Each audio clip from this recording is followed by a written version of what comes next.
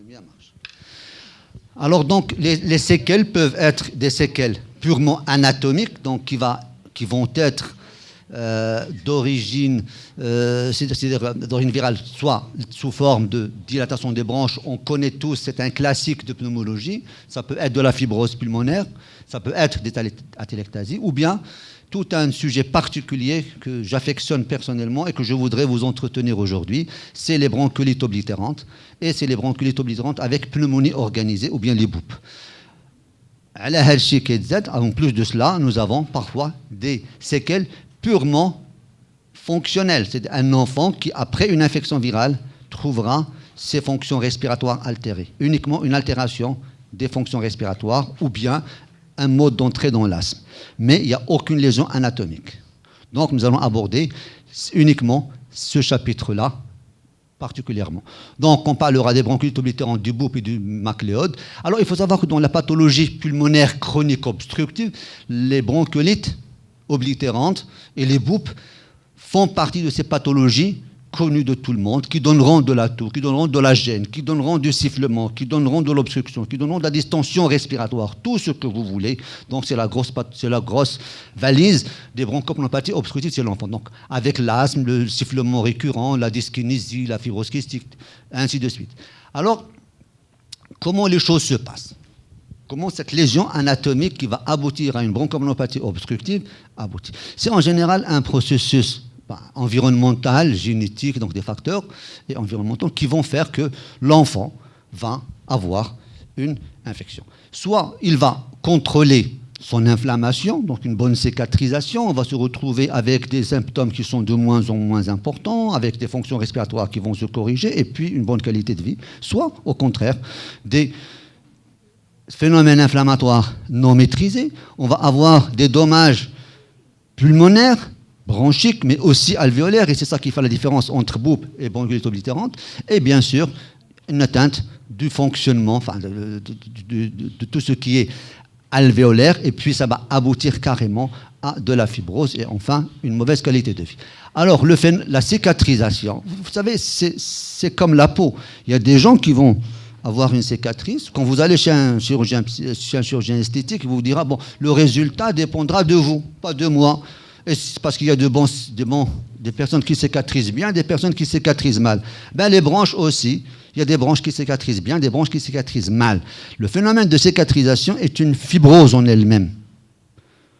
Donc c'est une inflammation qui aboutira à de la fibrose. Quand vous vous blessez et que vous avez une cicatrice kéloïde, ben la branche, elle aussi, peut cicatriser avec une cicatrice kéloïde.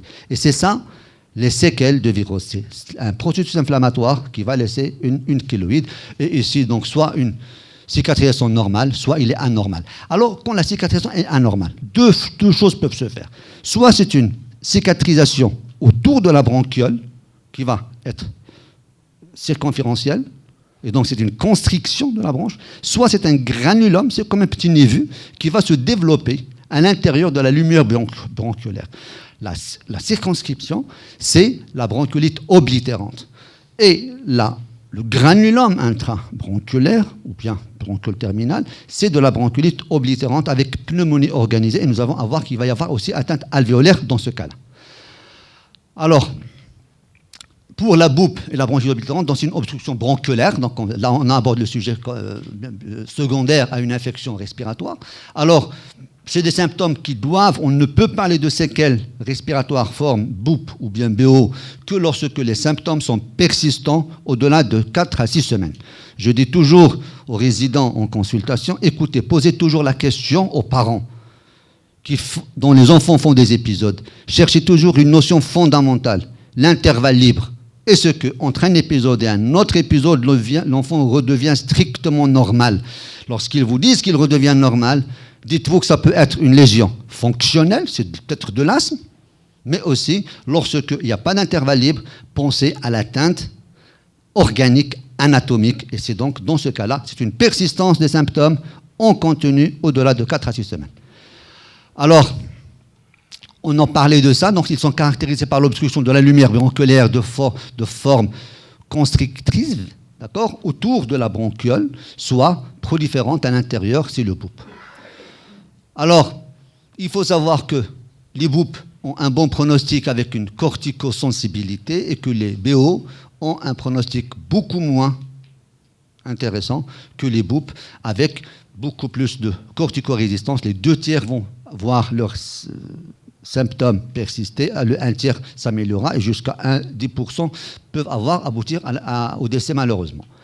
Alors, donc, voilà comment un processus. Alors, voilà, nous avons la différence anatomique. Vous voyez ici une péribronchiolaire, une atteinte péribronchiolaire avec respect de l'épithélium alvéolaire. On voit ici qu'il y a une prolifération, et là, la lumière qui est respectée, c'est une BO. Et dans un BOUP, regardez la lumière à laquelle il y a ce bourgeon à l'intérieur qui fait un granulome à l'intérieur, avec bien sûr de l'atteinte alvéolaire associée. Donc, c'est la différence entre BO et BOUP. Alors, cliniquement, donc, pour la BO, c'est une bronchite chronique obstructive, de la toux, de la dyspnée à l'exercice, des sifflements, permanence des symptômes. Les symptômes sont permanents dans la BO. C'est une lésion anatomique persistante. L'auscultation, peu de crépitants, on peut voir les sibilants, et on peut arriver au stade d'insuffisance respiratoire avec hypocratisme, signe d'hypoxie chronique. Pour la BOUP, l'enfant peut être asymptomatique parce que ça peut être localisé. Donc, et le reste du poumon peut prendre le relais. Donc, on peut parfois ne pas tomber dans l'insuffisance respiratoire, des signes de dyspnée. Donc, il y a le relais. Alors, c'est une dyspnée à l'effort qui est légère, de la toux, des râles crépitants. C'est beaucoup plus des râles crépitants que des râles sibilants dans la BO. Ça peut se passer par des épisodes de syndrome grippaux éphémères et, bien sûr, dans les cas avancés, on peut aboutir à, bien sûr, aussi une hypoxie chronique comme hypocardie digitale. Alors, sur le plan fonctionnel, les EFR pour la BO vont montrer un trouble ventilatoire obstructif fixé, irréversible, il n'y a pas de réversibilité, à une distension pulmonaire, bien sûr, des volumes. Par contre, pour la BOUP, nous pouvons avoir soit une EFR normale, parfois on peut même avoir de la restriction, parce qu'il y a une atteinte parenchymateuse, une atteinte alvéolaire, et c'est une nette diminution du coefficient de transfert du monoxyde de carbone. Sur le plan radiologique, pour la BO, nous allons avoir soit un grand poumon, soit un petit poumon clair, soit un grand poumon clair. Parfois, la distension, souvent il est bilatéral, parfois il est unilatéral. On peut trouver un syndrome bronchique, des troubles de ventilation associés, du pneumothorax, du pneumomédiastin, alors que pour le BOUP, des opacités alvéolaires irrégulières, parfois périphériques. Ils peuvent être migratrices, changer de siège sur différents clichés radiologiques, parfois des opacités nodulaires. Alors, pour les explorations, entre autres le lavage broncho-alvéolaire sur la BO, il n'a pas d'intérêt, il trouverait des neutrophiles. La biopsie n'a pas d'intérêt pour la BO, mais un intérêt pour la BOUP. Et donc, on l'a fait quand on suspecte pour différencier entre BOUP et BO, alors que pour le BOUP, on a une réduction du coefficient CD4 sur CD8 assez significative. Alors, lorsqu'on va analyser, donc je reviens à ces chronic obstructive pulmonary disease in children, et pour placer sur le plan symptomatique, âge, épidémiologique, les bronchiolites oblitérantes et les BOUP au sein de ce grand groupe de pathologies obstructives. Alors, nous allons voir que, bon, voilà un petit peu les pathologies qu'on va parler de l'asthme, la mucoviscidose, les sifflements récurrents, bronchodysplasie, la dyskinésie ciliaire, les 2 bronchiolites, bien sûr, et le BOUP. Et nous avons ici les caractéristiques. Malheureusement, ça passe mal.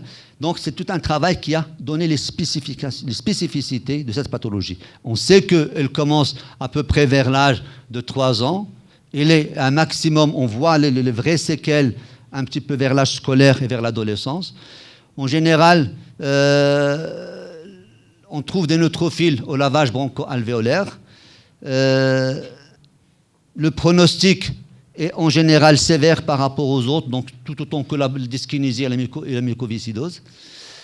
Alors le traitement, c'est les corticoïdes et les short-acting bêta-agonistes, les corticoïdes et l'oxygène, bien sûr, en cas d'hypoxie.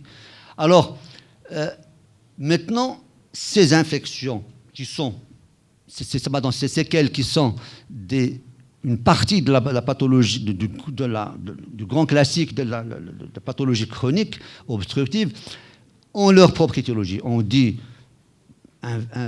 séquelles de virose, mais bon, on situe ces séquelles de virose au sein des séquelles pulmonaires de pathologies qui vont donner les pathologies chroniques obstructives. Il faut voir que la plus grande place, c'est ces trois étiologies, c'est les infections virales, les infections bactériennes et les transplantations. Rarement on a des séquelles à cette catégorie de pathologies. Et au sein même des infections, de ces pathologies-là, c'est l'infection virale qui est la plus importante. Donc l'infection virale prend la plus grande place des séquelles pulmonaires d'autres pathologies, à savoir l'adénovirus, et c'est en général les sérotypes 3, 5, 7 et 21, qui sont les plus grands pourvoyeurs de séquelles respiratoires, mais également l'influenza, également la rougeole, mais grâce à la vaccination, on va voir de moins en moins. Alors, est-ce que c'est une raison aujourd'hui que chaque fois qu'un enfant fasse une infection virale, plus précisément une infection avec sifflement, une bronchiolite, il va falloir aller chercher ce virus pour prédire est-ce qu'il va faire des séquelles? Non, on ne fait pas. On voit qu'aujourd'hui, beaucoup de gens demandent des explorations virales en cas d'infection respiratoire. Ce n'est pas la peine. On ne fait de l'exploration virale, par PCR en général, que lorsque on a une étude, une cohorte à mener, ou bien... Bon, je ne ferai pas de commentaire. Alors, dans toutes les recommandations, du moins pour la bronchiolite, toutes les sociétés savantes, pas de recommandations pour aller chercher l'identification du virus dans une infection virale pour prédire est-ce qu'il va y avoir séquelles ou pas. Donc, on revient à notre BO, porte infectieuse. Alors, différents agents, comme j'ai dit, c'est l'adénovirus. Il a une prévalence qui est très méconnu parce qu'on n'arrive pas à faire le diagnostic. Il y a beaucoup d'enfants qui sont étiquetés dilatation de branches, qui sont étiquetés emphysème, qui sont étiquetés n'importe quoi. Et en fait, c'est des séquelles de virus. Donc, il n'y a pas eu de cohorte ni de grande méta-analyse pour pouvoir réellement évaluer l'incidence. Enfin, alors, il faut savoir qu'il y a certaines populations qui sont prédisposées. C'est entre autres les populations de Nouvelle-Zélande, les Amérindiens, l'Amérique du Sud, la Corée du Sud. Donc, on publiait plus de cas de bronchiolite oblitérante post-infectieuse que les autres pays. Alors, quels sont les facteurs qui sont prédictifs chez un enfant qui fait une infection virale pour une bronchiolite oblitérante? C'est entre autres la bronchiolite à adénovirus. Bon, si on a un diagnostic, la bronchiolite grave qui va finir en réanimation, en ventilation, c'est également l'atteinte dans différentes places au niveau donc multifocale, l'élévation des IgE totale. L'enfant de moins de 6 mois, les avis sont contradictoires. Il y a ceux qui sont pour qu'il y ait l'âge inférieur à 6 ans et protecteur, et ceux qui sont comme qui le voient comme étant un âge aggravant, donc un élément à éliminer. Alors, le profil des patients, donc c'est des enfants qui font des infections nosocomiales dans 50% des cas, c'est des enfants qui sont hospitalisés en soins intensifs dans la moitié des cas, c'est qui ont recours à la ventilation mécanique, c'est 44%, qui ont des besoins en oxygène importants, qui ont utilisé des corticoïdes en grande quantité par voie générale, et enfin qui ont utilisé des bêta-2-mimétiques par voie intraveineuse. Donc en fait, on va essayer la description d'une forme grave de bronchiolite ou d'infection respiratoire virale. Donc ces formes graves sont un facteur prédictif pour ces patients-là. Alors, les signes cliniques, les plus fréquents, c'est l'atout, la dyspnée et la polypnée comme fonctionnels, et l'examen clinique retrouvera des crépitants, des sibilants et souvent, moins souvent, un hypocratisme digital. Donc, un tableau de détresse respiratoire et d'insuffisance respiratoire chronique. Alors, sur le plan clinique, comme j'ai dit tout à l'heure, c'est des symptômes qui doivent être présents au-delà de 4 à 6 semaines. L'imagerie par TDM haute résolution fera l'affaire, donnera le diagnostic. Le lavage bronchoalvéolaire, comme j'ai dit, n'est pas très contributif. Les EFR montreront un syndrome obstructif, mais sans réversibilité. Alors, une autre étude qui montre ici que c'est les adénovirus qui sont les plus pourvoyeurs. Dans un travail qui a été publié donc, en 2015 sur l'inflammation des voies aériennes chez les enfants ayant des séquelles de virus, on voit que sur une consultation de pneumologie en Allemagne, ils ont recruté 6 900 enfants. Entre 2006 et 2011, ils ont trouvé 36 bronchiolites oblitérantes.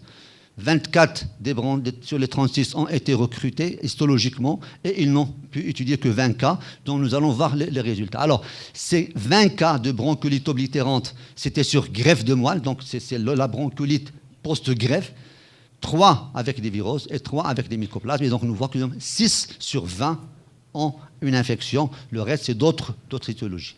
Alors, quand on va les étudier, on va voir que sur le plan fonctionnel, on voit toujours qu'il y a une perturbation du haino exhalé et un syndrome obstructif contre le contrôle qui est toujours significatif. Donc le syndrome obstructif est toujours présent.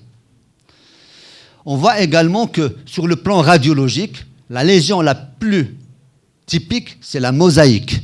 Donc nous voyons que la mosaïque est pratiquement présente chez 220 enfants. Dans une autre étude, ici, on voit que 220 enfants, ce qui représente sur 250, une cohorte de 220 enfants, en 80%. Le piégeage d'air est à 92%. Nous allons voir quelques images tout à l'heure. Alors, dans une autre étude, donc comparative, différentes études, une méta-analyse montre que la mosaïque est l'élément le plus recherché par la radiologie dans les bronchiolites. Et nous allons voir quelques images. Alors, voilà ce que c'est donc une bronchiolite oblitérante. Donc, vous voyez sur la radio de face donc, quelques foyers. Donc, je laisse le soin à mon ami Abid, qui est un excellent interprétateur des radiographies pulmonaires. Il adore ça, il est contre les scanners. Et je sauterai sur le scanner pour montrer quand même qu'il y a de l'atélectasie avec des branches, des foyers alvéolaires et donc des trapines ici. Donc, voilà aussi ce que c'est que donc, une bronchiolite oblitérante avec cet aspect de mosaïque que vous voyez. Donc, il y a des images qui sont beaucoup plus... Voilà, donc toujours un poumon hyper clair du trapine, de la dilatation des branches.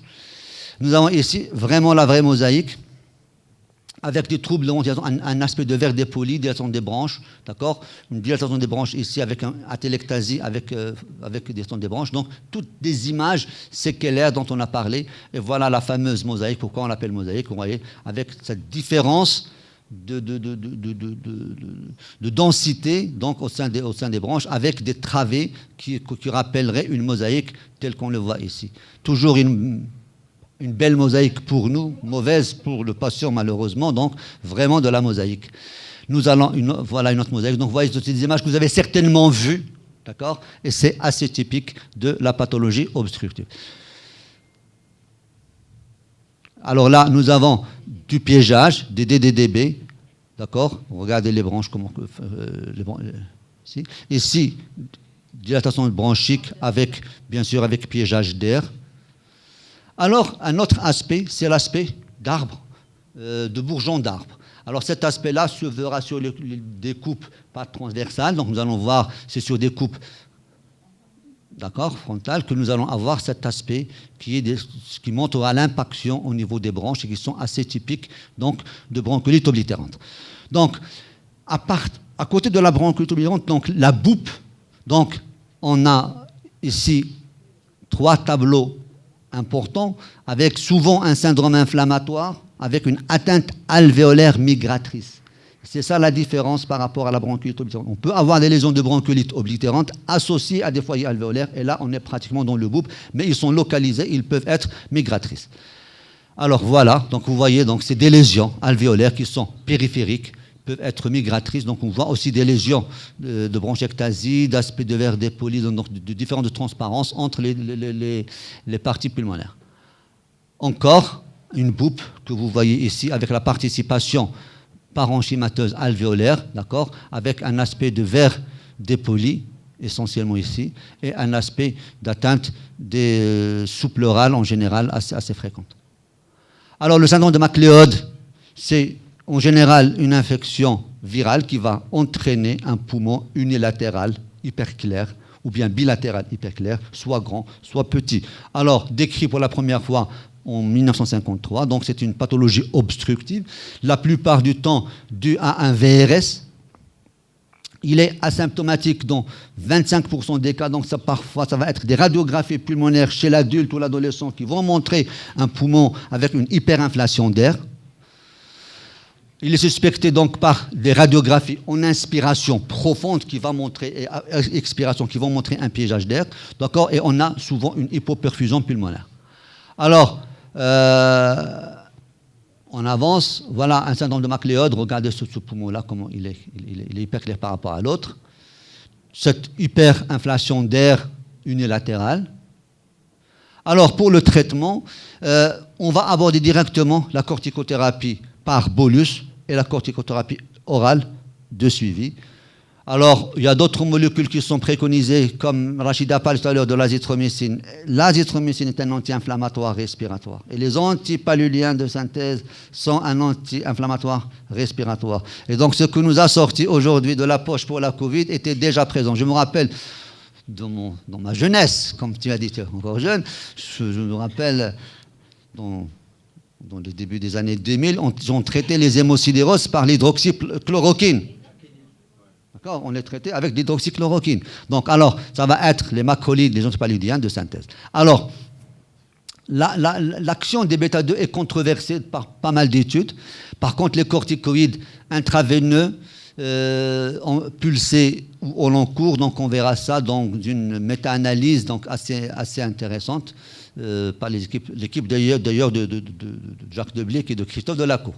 Alors, l'antibiothérapie au besoin, sachant que l'azithromycine peut être anti-inflammatoire, mais il n'y a pas d'études randomisées pour ça. Alors, la clarithromycine et l'azithromycine, donc pour une autre étude, qui ont montré un effet anti-inflammatoire, nous allons le voir sur des courbes suivantes. Donc, l'effet, les médiateurs inflammatoires sont tous à la baisse lorsqu'on utilise les groupes avec l'azithromycine et de la clarithromycine. Donc, un effet anti-inflammatoire qui peut être utilisé. Parfois, on donnera de l'azithromycine au long cours chez certaines pathologies respiratoires chroniques où on a besoin d'un anti-inflammatoire. En général, bon, je pense que certains parmi vous l'ont déjà utilisé. Alors, quant à la corticothérapie par bolus, alors, une étude a été faite à propos de ça et a montré qu'il y a un effet assez contrasté. Donc on voit ici, c'est le nombre d'épisodes de sifflement avant et après bolus de corticoïdes. On voit qu'il y a une différence qui est pratiquement significative. Ça veut dire après un bolus de corticoïdes, on peut avoir un effet. Mais est-ce que l'effet va se prolonger? Alors, lorsqu'on compare le nombre d'épisodes d'hospitalisation avant et après bolus de glucocorticoïdes, on voit que là aussi, il y a vraiment un intérêt important quant à la réduction des épisodes d'hospitalisation de ces enfants-là, parce que c'est une pathologie chronique, une lésion anatomique, et qui va faire des exacerbations au fil des jours. Donc, on va réduire effectivement le nombre d'hospitalisations.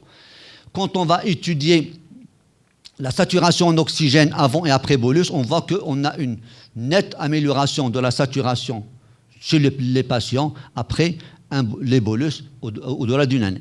Alors, quand on va étudier la saturation en oxygène avant et après bolus, la première et la deuxième année, on voit que la deuxième année, on s'améliore encore plus après une corticothérapie. C'est-à-dire qu'une corticothérapie, un bolus, agit, mais si l'enfant n'a pas de facteur de pérennisation, il va cicatriser progressivement et c'est au bout de la deuxième année qu'il fera des meilleures performances que de la première année. Donc, c'est l'avantage de la pneumologie pédiatrique, c'est un organe en pleine croissance. Donc, ça nous montre des miracles parfois.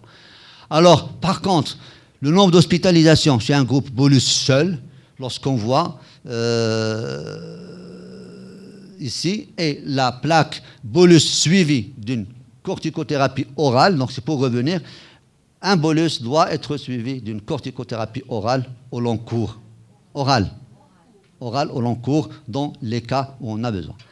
Alors, quand on compare l'épisode de sifflement seul, bolus, il n'y a pas de différence, mais lorsqu'on associe une corticothérapie orale prolongée, on voit que le P est significatif, donc ça améliore encore les performances et ça réduit encore les risques des enfants à être hospitalisés.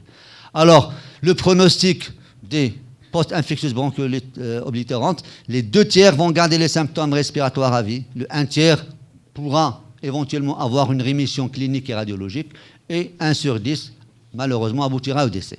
Donc, pour terminer, je dis qu'on a abordé uniquement les séquelles anatomiques, mais n'oubliez pas les séquelles fonctionnelles. Rachida en a parlé. Une infection virale peut laisser une prédisposition pulmonaire ou bien peut laisser une réduction des performances fonctionnelles, ne l'oubliez pas. Donc, je conclurai pour dire que c'est des maladies pulmonaires rares. Vraiment, c'est du très rare en pédiatrie. Les causes sont nombreuses. N'oublions pas celles qui nous intéressent le plus, c'est les virales, parce que les autres, c'est la greffe, bon, des cas assez particuliers. N'oublions pas les virus qui peuvent laisser ces séquelles. Alors, le BOOP et le BO sont deux entités anatomocliniques qu'il faut différencier, parce que le pronostic et le traitement est différent, quoique on finit in fine à donner un traitement par bolus corticoïde, et qu'il n'y a vraiment pas de consensus de traitement pour ces pathologies-là. Merci. Je pense que j'étais dans les temps.